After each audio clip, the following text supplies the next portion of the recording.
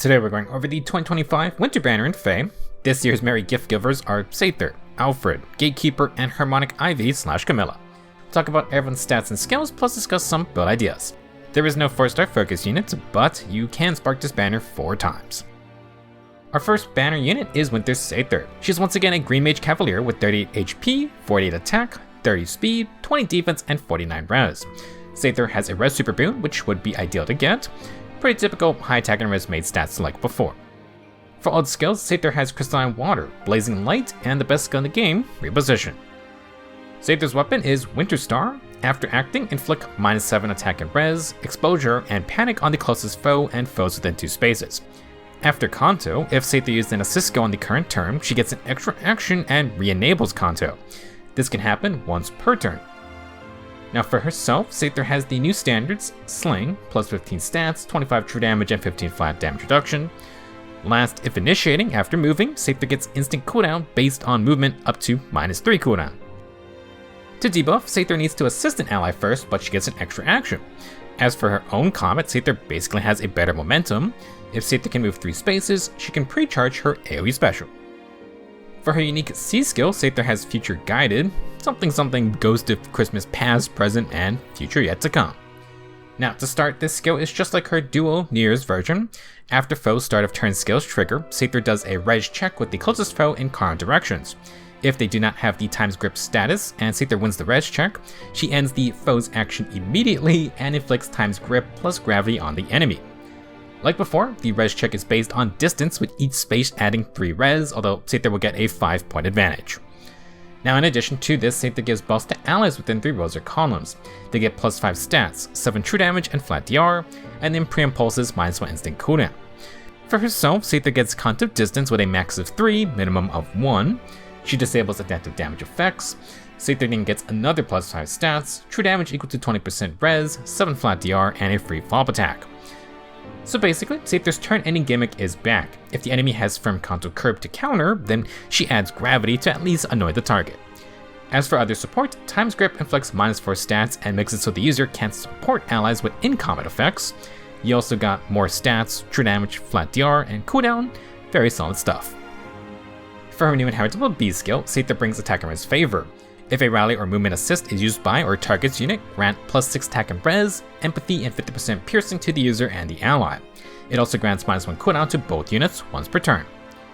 Now for allies with empathy, favor gives 7 true damage. The user gets -4 attack due to res in combat and their own 7 true damage, plus extra equal to the highest attack plus res field buff total on all units with empathy. Favor is still relatively new, but I think it's a cool support skill since just about everyone can use it. Free cooldown without fighting is powerful, and this attack and res variant could maybe be great for like Happy, who just got a refine with its own neat support effect. For her game plan, Winter Seidr stacks flat res for the turn-ending res check. She can reposition an ally, buff them up with favor, and then buff them with her C skill's long-range effects. With exposure, this can be up to 24 true damage for allies, plus you got favor's cooldown and the C skill's pre-impulses cooldown. Now for her own combat, Seidr stacks flat attack and has multiple true damage perks that work on her Blazing Light AoE. While she could move 3 spaces to charge it with her weapon, favor drops the cooldown to 2, and this will drop every turn if she isn't directly fighting. Seidr also gets extra action to make full use of favor and her long attack range. Now the winter units are pretty decked out, so you don't have to alter their kits much. If the enemy has too much AoE counters, then you could swap over to the brand new Logic Mage special. It's 5 cooldown, but Seidr's entire kit is based on pre-charging anyway. While I wouldn't swap off Crystalline Water, Arya would give 20 true damage with Logic. You could also run Conjuring Breath just from Seidr's past and future selves, but she's made to use her assist skill first, then attack, so Favor's just really good here. Now for other specials, Magic Light or Frost Moon can give full DR piercing.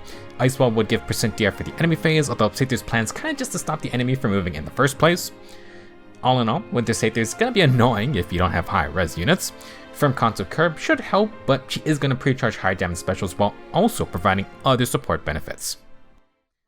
Our next winter unit is Alfred, who finally gets his first ult. Dude has been passed up by everyone, including his own sister, who got 2 ults before him. Now, to bulk up, Winter Alfred is a Lance Armored this time. He has 50 HP, 49 attack, 47 speed, 48 defense, and 18 res. Alfred has an attack super boon's been training everything except his magical bulk. For old skills, Alfred has Pair Up from Corrin and Flame Wall from Twined Ash. Pair Up is a very interesting skill that neutralizes debuffs, makes it tougher to double the user, gives good true damage, and gives extra flat DR versus brave hits. As for Flame Wall, it's the 4 cooldown, 40% DR special for defense scaling. We got a second Flame Wall user before a second Boulder user, which is kinda sad. For his weapon, Alfred has the Snowfit Lance. For Alfred and allies within 3 rows or columns, grant plus 15 to all stats for Alfred and plus 5 to allies. Everyone will get low to neutralize enemy field buffs, they heal 7 HP on hit, and last, if they have 5 or more defense than the enemy, they get Hardy Bearing. Now for Alfred only, he has Slaying, 25 true damage, 15 Excel flat DR. Last, Alfred gets instant cooldown before the foe's first attack. This is based on the number of allies within his buffing range, or if Alfred outdefenses the enemy, he gets the max -3 cooldown anyway. For the most part, nothing too fancy here, but -3 Legoose Friend style cooldown is great, and Alfred provides team buffs while being an armor unit. The most interesting effect is Hardy Bearing, because I want to say this is the first source of a Hardy Bearing support effect. I feel like I might be wrong, but I can't think or find anything that gives Hardy Bearing to allies. Now, the one catch is that this uses the defense checking Hardy Bearing effect, so not everyone will be able to benefit. Still, very rare ability to have. It's not like there's a new unit who can get messed up by Hardy Bearing or anything. Now, Alfred's unique A skill has turned into Self-Mastery. Each turn, grant +3 attack, speed, and defense grade talent stats to Alfred and allies within 2 spaces. This can have a max of +18 grade talent for Alfred and +9 for his team. In addition, for everyone on the map, Alfred gives true damage and flat DR equal to their grade talent defense stat. This maxes out at 9 true damage and 9 flat DR. Onto the selfish effects, Alfred gets Distant Counter, he gets another +10 attack, speed, and defense in combat, increases the speed roll to double by 10, he has full no follow-up effects, and last gets 50% DR piercing on each attack. Instead of flat stats, Alfred has swapped over to Great Talent, and like Alphonse, he hands out the stats each turn. Unlike Alphonse, Alfred can't accelerate his Great Talent stacking, so to max out his bonus stats, you would need to wait 6 turns. Luckily, allies max out their bonus after 3 turns, and that's also the wait for the 9 true damage and flat DR bonuses. You could run the newer Alphonses to speed things up, or for fun, you could also bring in a Tomb Dom as well. Now onto other perks, Alfred is a speedy boy this time with no follow-up and +10 to the speed roll, that will stack with Pair Up. He also has Distant Counter for his new skill. Alfred brings in Speed and Defense Twin P Save. Physical Savior works on all physical damage foes. The user gets +4 speed and defense, disables adaptive damage, heals 7 HP on hit, and can proc %DR special effects that only work once per combat, twice per combat. This is the second physical save and the first twin variant. Brave Egg has the Briar version, which could still be an option for Alfred. Now, generally speaking, Winter Alfred is kind of like a physical save version of Emblem Corrin minus all the terrain stuff. Instead of the typical min-maxed low speed stat spread, Alfred tries to compete with the speedy offensive threats. He's got decent speed, and with his A skill plus Pair Up, the enemy needs 25 or more speed to double naturally. While this can be overwhelming, if you can't outspeed Alfred, usually that will severely mess him up. Now in terms of tanking power, Alfred can get -3 instant cooldown before getting hit, which means he can pre-charge Flame Wall and activate the 40% DR effect. He will need to win a defense check for this, but assuming he does, then he can also get Hardy Bearing. Now if the foe has brave hits, 20% DR will activate, and Alfred has multiple flat DR sources along with Pair Up for bonus flat DR. When he makes his counterattack, Alfred heals 14 HP on hit, has 50% piercing, and procs Flame Wall with a bunch of true damage. For other skills, Squad Ace would be nice for extra HP and stats. We are getting new upgraded versions for +6 HP and +4 to 2 stats. Be on the lookout for the speed and defense upgrade. Now, you could run Special Fighter in case Alfred is scowled or something. If you want more %DR for brave hits, you could also take a Deflect Seal. Now for other specials, I will once again mention Arch Rival or Comet. While Alfred can pre-charge Flame Wall, it's susceptible to enemy Arch Rival on charging. Arch Rival and Comet's %DR don't require any specials ready, and they work on brave hits. Alfred wants to not get doubled anyway, which means the lack of %DR on follow-up attacks is negated. With that said, potent follow-ups can get by this. Since he has Hardy Bearing, Arch Rival and Comet can be used to go for the one-shot counterattack, and Alfred gets them to 1 cooldown before getting hit. He doesn't have Null Guard, but if the foe doesn't have Scowl or Guard, then Alfred charges these specials. For even more damage, you could swap over to Briar P Save because Twin Save doesn't do anything for Arch Rival or Comet. Now for other B skills, honestly I don't think anything is really worth changing out. You could do Shield Fighter, but Alfred doesn't use it any differently. You could also use Patience, but if Alfred doubles naturally, he would only get the 50% potent hit. I would say keep Pair Up, it is a interesting, speedy defensive tool. All in all, Winter Alfred's a neat unit. Speedy saviors can be oppressive, but they do have their risks, and not everyone may want a physical savior specifically. He does have some rare support perks though, which is always nice for an army unit. Our third unit is Winter Gatekeeper, who also gets his first ult. It is absolutely stunning with an amazing special artwork. For this version, Gatekeeper is holding down the fort as a colorless armored mage. The devs haven't given this class type a ton of love, so we'll see if that affects Gatekeeper. For stats, Mr. Gatekeeper has 48 HP, 35 attack, 21 speed, 48 defense, and 49 res. He has a res super boon and is min-maxed for tanking. Gatekeeper has pretty poor base attack, but as we'll see, that's okay. For ult skills, Gatekeeper has Ice Wall, and he'll be using it in a very similar way to Alfred and Flame Wall. For his weapon, Gatekeeper has Alfred Calling. For unit and allies within 3 rows or columns, grant plus 16 attack, defense, and res for the Gatekeeper, and plus 5 for allies. Gatekeeper gets 15 flat DR, while allies get 7 flat DR. Everyone gets debuff neutralization, heals 7 HP after combat, and the 40% damage reflection effect. Now for only Gatekeeper, he has Slaying and 15 flat DR versus specials. Similar to Alfred, Gatekeeper can get up to -3 Laguz friend tip cooldown based on allies in the buffing range. If Gatekeeper is within 2 spaces of a structure the enemy can destroy, then he'll also get the -3 automatically. Overall, Gatekeeper doesn't buff speed, and he doesn't have a set 25 true damage, but he gives a lot of long range support, plus 5 stats, 7 flat DR, debuff neutralization, 7 HP sustain, and 40% damage reflection. For his own safety, Gatekeeper also precharges Ice Wall for the 40% DR, just like Alfred. For his unique Festive Report B skill, Gatekeeper keeps his signature Bulwark and Warp Bubble effects. New to the perk is that at start of turn, inflict Share Spoils Plus on the closest foe and foes within 2 spaces. For his own combat, Gatekeeper inflicts -5 attack and res, prevents a follow-up attack, inflicts guard, and gets another 20% res as flat damage reduction. When he triggers his special, you calculate damage using 150% of resistance instead of attack. Oh boy, very spicy update since his Brave form. Share Spoils inflicts -5 stats and full DR piercing, but if an ally defeats the affected target, they also get an extra action. Like Pledge and Katarinas are fine, Gatekeeper will hit multiple enemies, but Share Spoils only gives 1 extra action per turn, still an incredible effect to have. Now for another fun effect, Gatekeeper has Ronin's Snowstorm, aka a res version of Tamara's Sandstorm effect. His low base attack will be ignored when triggering Ice Wall, and instead he's going to replace it with 150% res for damage calculations. Very solid ability, but if you can't activate special, Gatekeeper's not going to be doing any damage. For C skills, Gatekeeper has Defense and Res Twin Force Save. Like the P save variants, you get +4 stats, 7 HP healing on hit, and the 20% dare effect. This is just a pure defensive twin far save option if you want your armor to face ranged foes only. Gatekeeper has another new inheritable. Defense and Res Aria works when initiating or when near an ally. You can get bonus defense and res equal to 7 plus the max special cooldown count. You can also get true damage equal to the max special cooldown count times 5. If you have brave hits, it's only times 3. Aria is a decent mage and healer mixed phase stat booster, and it gives more true damage the higher your special cooldown. For Gatekeeper's Slaying Ice Wall, he would get 15 true damage as a bonus. In terms of combat, Gatekeeper's pretty simple.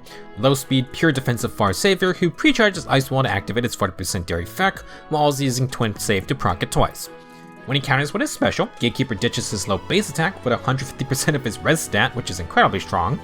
Just be wary of scout type effects. Now to add more damage, you got true damage from Aria, Festive Report, and 40% damage reflection.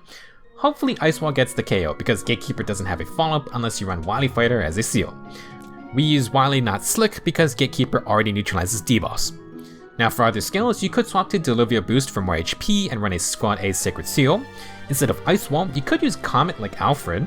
I'm not 100% sure, but I'm confident that the 100% res on Special Trigger is used to calculate a new base damage number. Comet scales off base damage done, so it should be a great pick. Now unfortunately, we can't run Briar Save because Olafin Calling has the same effect and those don't stack. Technically, you could use it for the extra 5 flat DR, but otherwise we aren't using the Twin or Briar Save effects if you run Comet.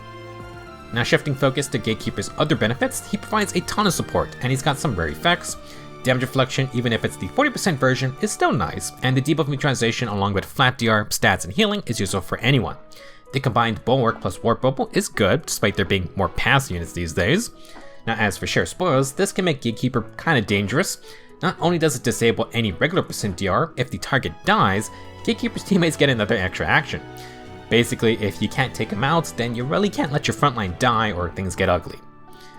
Now if you want more support for Gatekeeper, technically he doesn't need to use Seiðr. He could be like Marauder and just be an annoying presence more than being a pure combative armor. Gatekeeper could add ploy debuffs or run Breath of Life support. As a mage, he could use Silence Ward for cooldown and No-See Disrupt support. The major issue would be mobility for modes where you have to move around. If you run ploys, those at least extend across the map like Gatekeeper's buffing effects. In conclusion, Winter Gatekeeper should be a decent unit, but ranged armors have not gotten a ton of specialized skills. If you run a melee armor with distant counter, you kinda just have better options plus more stats. That being said, Gatekeeper seems to be more about his support perks, and that's fine. He can be a bulkier, annoying presence, assuming you don't need to move around a ton. Maybe if we can get a house moving castle type thing, then Gatekeeper could get a cavalry ult one day. Our last unit for today is Harmonic, Ivy, and Camilla. This dangerous tag team will be a red flying mage with 39 HP, 49 attack, 34 speed, 19 defense, and 48 res. Ivy has an attack super boon with that high attack and res made stat spread. Don't write off her speed so fast though.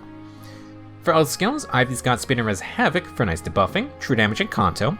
She then has the very rare Ice Wall, although Ivy may not even need that 40% DR. Ivy's got a couple of new mechanics. First off, her weapon is the Cozy Candles. For Ivy and allies within 3 rows or columns, Ivy gets plus 15 to all stats while allies get plus 5. Everyone restores 7 HP after combat, and they get -1 instant cooldown before every single attack. Yeah. Back to Ivy only perks, she has Slang and neutralizes adaptive damage, she does 25 true damage and has 15 flat DR, Ivy's got no guard, and last 50% DR piercing. Besides the standard Book 10 weapon perks and the crux range support like the other winter units, Ivy comes with a new cooldown effect. Unlike Preempt Pulse, which only gives -1 instant cooldown before the first attack, Ivy gives -1 instant cooldown before every attack in battle. If you quad attack, Ivy gives -1 cooldown before every hit, and if you have multiple Ivies, then you can stack this effect.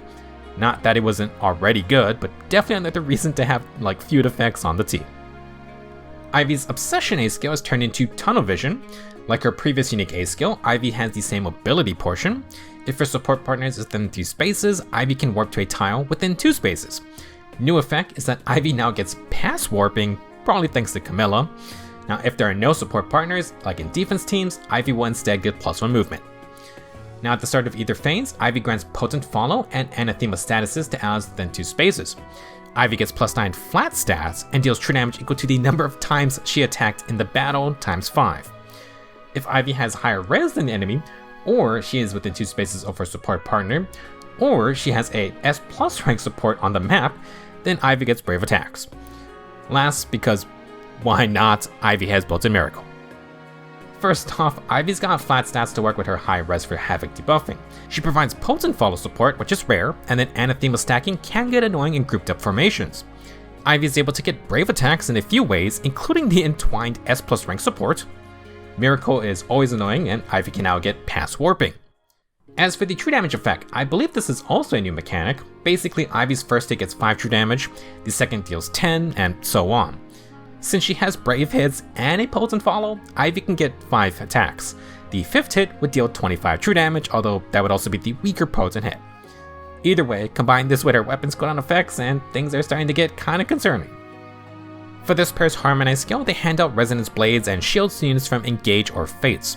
Pretty simple +4 stats with a Fall Denial.